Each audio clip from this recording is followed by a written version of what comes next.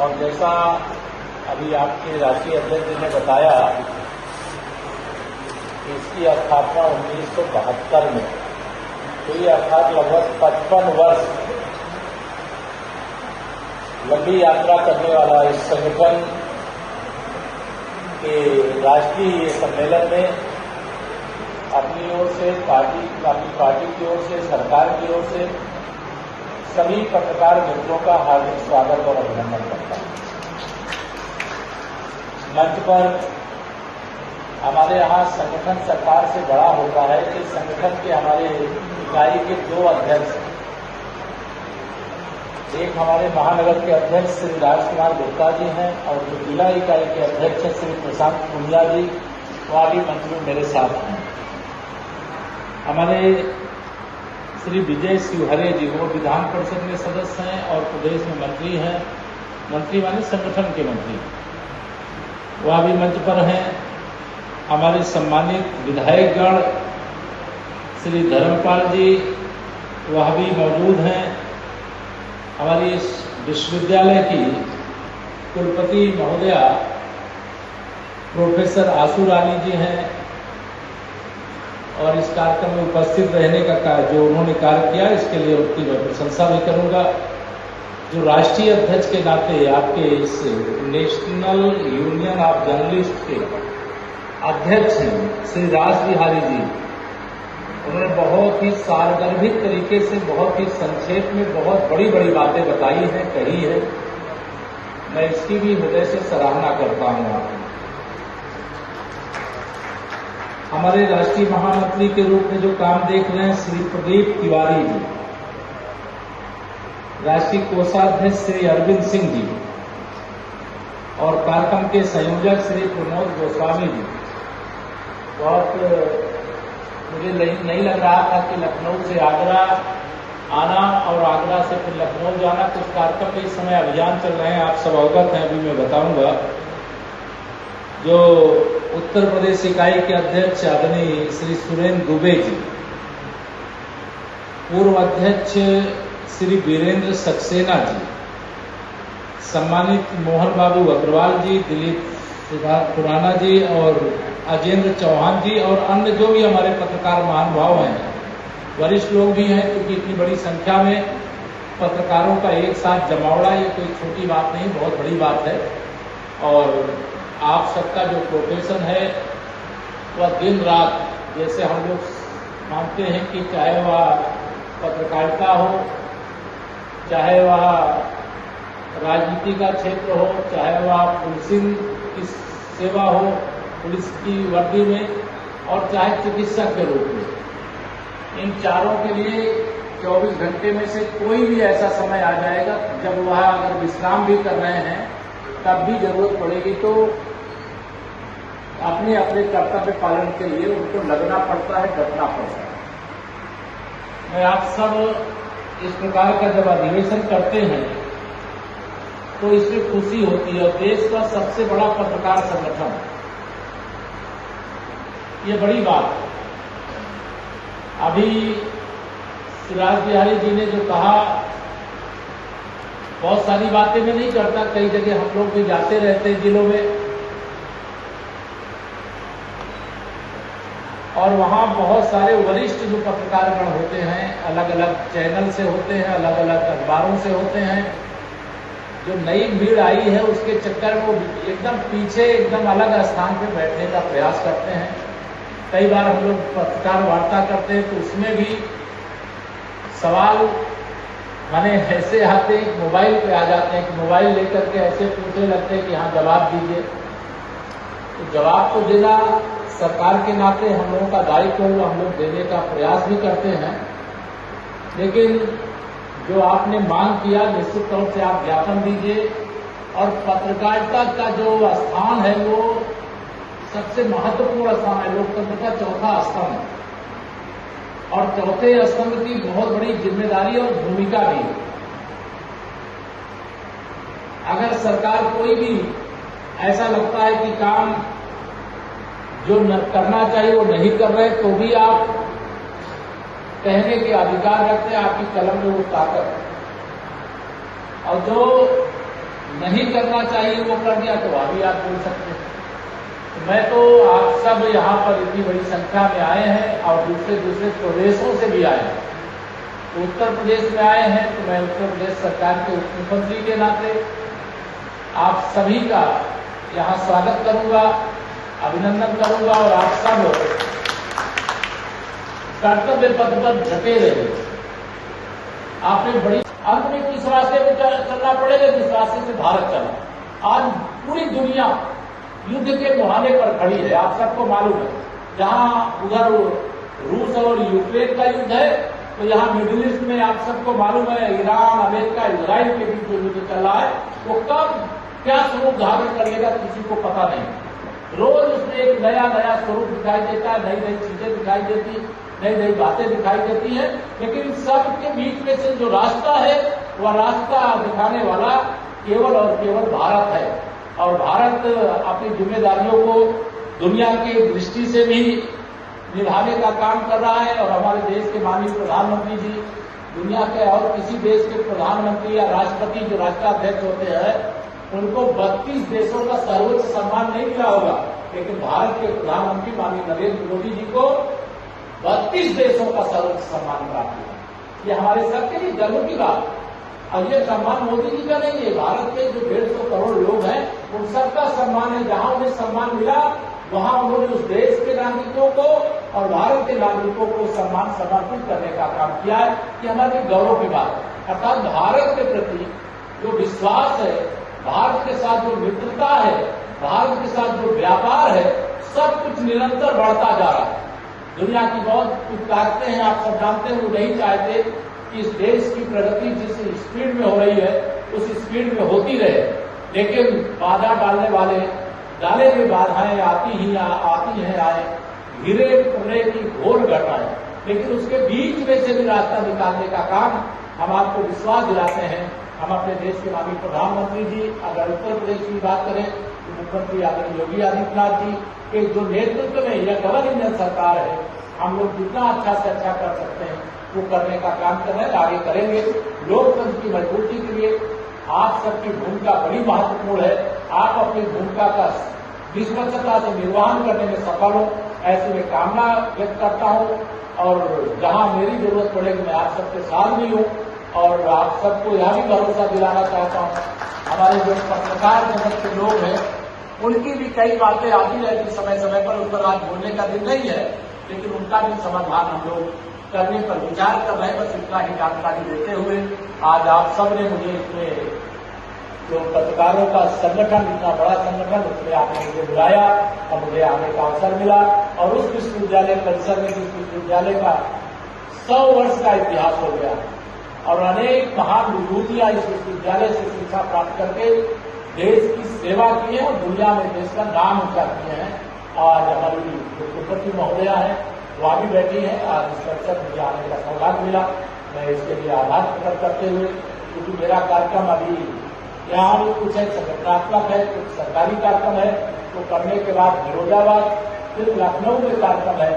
प्रत्येक सोमवार को जनता दर्शन का कार्यक्रम होता है, जिसमें पूरे प्रदेश भर से लोग आते हैं और मुझे उनकी सेवा करने में बहुत खुशी होती है।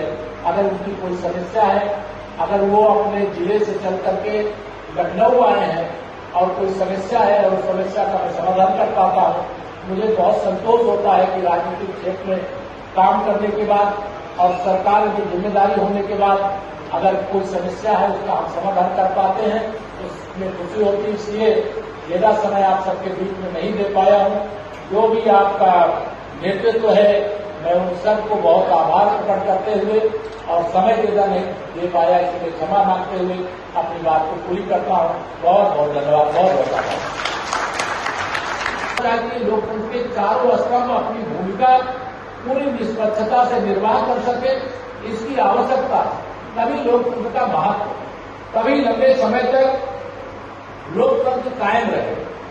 आज डिजिटल प्लेटफॉर्म, अब डिजिटल प्लेटफॉर्म में देखिए, हम लोग भी कभी कभी देखते हैं कोई भी पोस्ट करो और उस पोस्ट पे बहुत स्वेच्छा से कमेंट करने वाले, राजनीतिक विचारधारा किसी के अलग अलग हो सकती है, लेकिन उसमें जब सोशल मीडिया का प्लेटफॉर्म है जहां लगभग 100 करोड़ लोगों के हाथ में आपके स्मार्टफोन उपलब्ध है, वो किसी न किसी डिजिटल जो प्रक्रिया है उसका हिस्सा बना रहता है।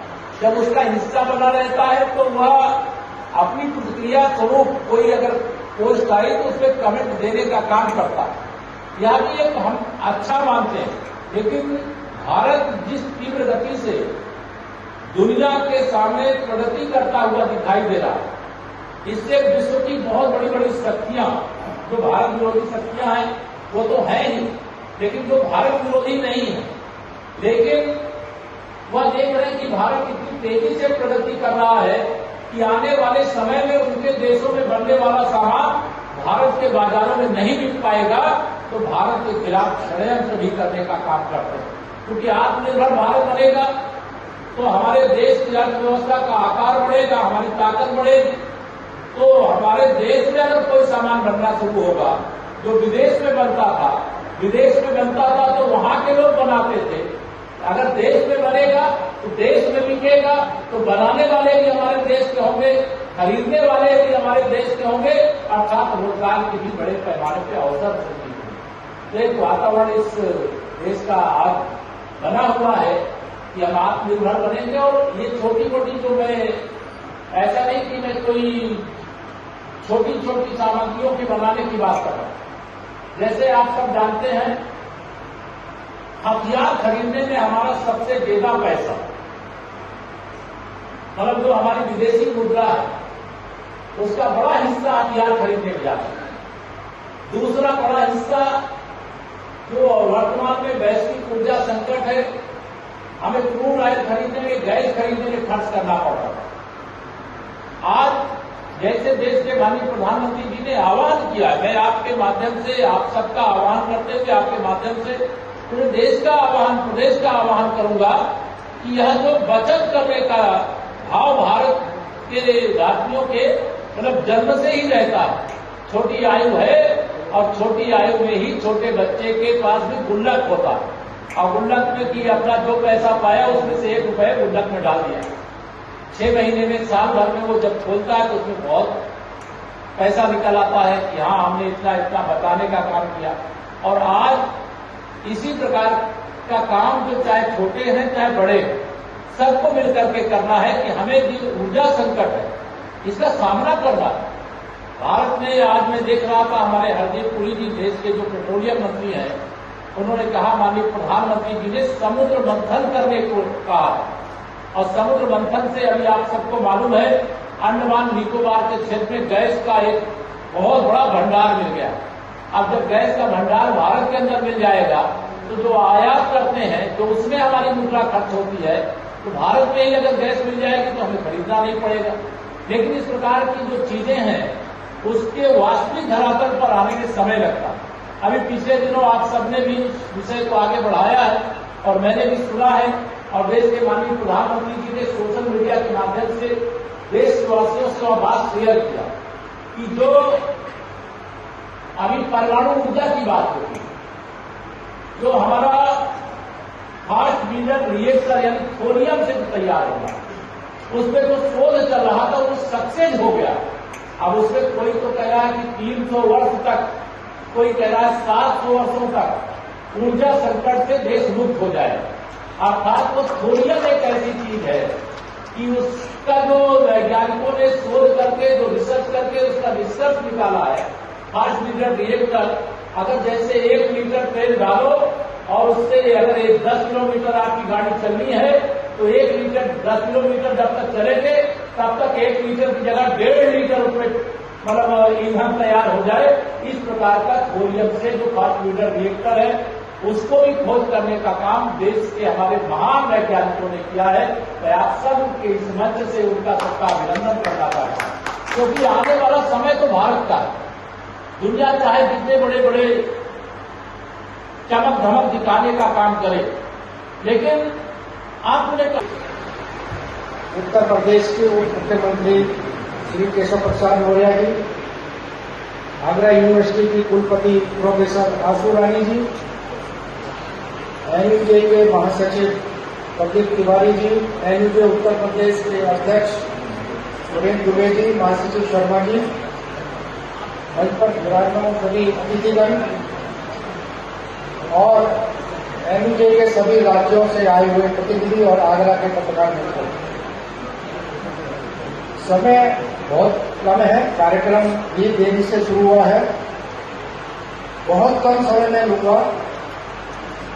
जैसा कि आप जानते हैं, नेशनल यूनियन ऑफ जर्नलिस्ट की स्थापना 23 जनवरी 1972 को हुई थी। आज एनयूजे 54 साल का हो चुका है। इस दौरान हमने प्रेस के साथियों ने कई अनुभव किए और जब देश में इमरजेंसी लगी तो एकमात्र संगठन एनयूजे आई था जिसने विरोध किया। और आज जो स्थिति देश में बनी है, ये कहा जा रहा है कि देश में अघोषित आपातकाल है और यह अघोषित आपातकाल मीडिया पर ज्यादा लगा है। वैसे तो हमारी बहुत समस्या है। हम लगातार सरकार से मांग करते आ रहे हैं कि देश में पत्रकार सुरक्षा कानून बनना चाहिए, मीडिया काउंसिल बनना चाहिए, मीडिया आयोग का गठन होना चाहिए और भी कई मांगे हैं। लेकिन इस वक्त जो सबसे बड़ी समस्या है कि मीडिया सबसे ज्यादा सवाल अगर उठते हैं तो मीडिया पर उठते हैं। एक समय था कि राजनीति पर सवाल उठते थे, राजनेताओं पर सवाल उठते थे, आज सिर्फ मीडिया पर सवाल उठता है। और ये कहा जा रहा है कि देश में अघोषित आपातकाल है। पहला तो सबसे बड़ी बात यही है कि आज पत्रकार कौन है ये तय नहीं है। आज बड़ी संख्या में, जैसे कल आज हर अखबार में खबर छपी है कि जो कल जंतर मंतर का हुआ उसमें यूट्यूबर थे। अब ये यूट्यूबर पत्रकार है या नहीं है, एक बड़ी बहस का विषय है। अभी हमने केंद्र सरकार से मांग की थी, आप कोई गाइडलाइन लाइए, जो लोग सोशल मीडिया में अपने आप को पत्रकार बताते हैं उनके ऊपर रोक लगाने की व्यवस्था की जाए। सरकार ने कुछ गाइडलाइन तैयार की है जो जल्दी लागू होगी। लेकिन अभी एक बड़ी समस्या ये भी है कि जिस तरह से फर्जी पत्रकार पैदा हो रहे हैं, उसी तरह से फर्जी पत्रकार संगठन पैदा हो रहे हैं। हम सोशल मीडिया पर देखते हैं 2000 रुपये दीजिए और पत्रकार होने का प्रमाण पत्र ले लीजिए। उसमें यह भी लिखा जा रहा है कि आपको कुछ भी काम करने से रोक। और मैं मौर्या जी की जानकारी में लाना चाहता हूं कि कुछ ऐसे संगठन जो सिर्फ कागज पर चलते हैं उनको सरकारों से भी संरक्षण मिल रहा है। उत्तर प्रदेश में भी कई ऐसे पत्रकार संगठन हैं जो कागजों पे हैं, लेकिन उनको एजुकेशन कमेटी में जगह मिल जाती है।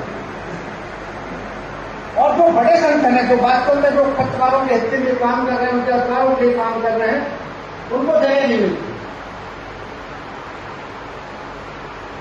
तो फर्जी पत्रकारों पर भी लगाम लगानी जो आवश्यक है, इसके साथ ही फर्जी पत्रकार संगठनों पर भी रोक लगाने की आवश्यकता है। हम यहाँ पर हमने चर्चा की है और हम अगले सप्ताह केंद्रीय सूचना प्रसारण मंत्री को इस बारे में ज्ञापन देकर मांग करेंगे कि जितने भी फर्जी पत्रकार संगठन हैं, हम तो ये मांग करने जा रहे हैं कि जितने भी पत्रकार संगठन हैं, चाहे वो ट्रेड यूनियन में रजिस्टर हो, चाहे वो किसी ट्रस्ट में रजिस्टर हो, चाहे किसी सोसाइटी में रजिस्टर हो, सबकी जांच की जाए, हमारी भी जांच की जाए, किसके मेंबर है इसकी जांच की जाए, सबके मेंबरशिप मंगाई जाए, सब मेंबरशिप का भुगतान करते नहीं करते ये मंगाया जाए और कब किसने क्या काम किया ये भी जांच की जाए। हम अगले सप्ताह इस बारे में सूचना प्रसारण मंत्री को ज्ञापन देंगे। बहुत बहुत धन्यवाद।